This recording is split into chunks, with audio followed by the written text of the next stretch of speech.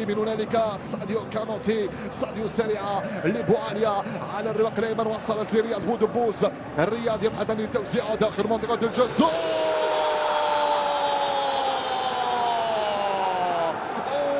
هدف المباراة عن طريق الصغير، عن طريق الفتى الصغير أخريب يفتتح مجال التهديف لمصلحة عناصر شبيبة القبائل.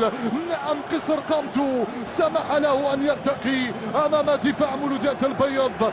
نعم، يرتقي أمام دفاع نادي مولودية البيض، وبالراس يحرك شباك صالحي. ترك دفاع فرسان الهضاب يتساءل، نعم يتساءل، من أين أتت الكرة؟ كيف سجل هذه الكرة؟